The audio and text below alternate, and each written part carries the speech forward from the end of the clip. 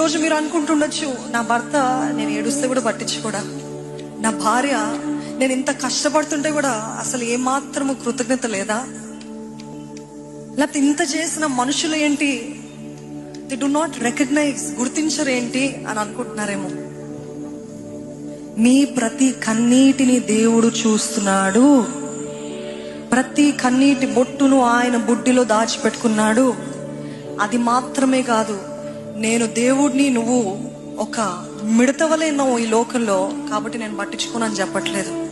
ఆయన అంత గొప్ప దేవుడు అయినప్పటికీ మనము బాధపడితే, మనము కన్నీరు విడుస్తే మనతో పాటు బాధ పొందే దేవుడు అండి. ఒక్కసారి ఆయనని మహిమపరుస్తూ గట్టిగా చప్పట్లు కొడదాం మా దేవాది దేవునికి. హల్లెలూయా, హల్లెలూయా. ఇటువంటి స్నేహితుడు ఎక్కడైనా దొరుకుతాడా? ఇటువంటి ప్రాణప్రియుడు ఎక్కడైనా దొరుకుతాడా? ఇలాగ మనల్ని అర్థం చేసుకోగలిగిన వారు ఎవరైనా ఉన్నారా అంటే దేవుడు ఉన్నాడండి, యేసయ్య ఉన్నాడండి. యేసు ఒక్కడే మిమ్మల్ని అర్థం చేసుకోగలుగుతాడు.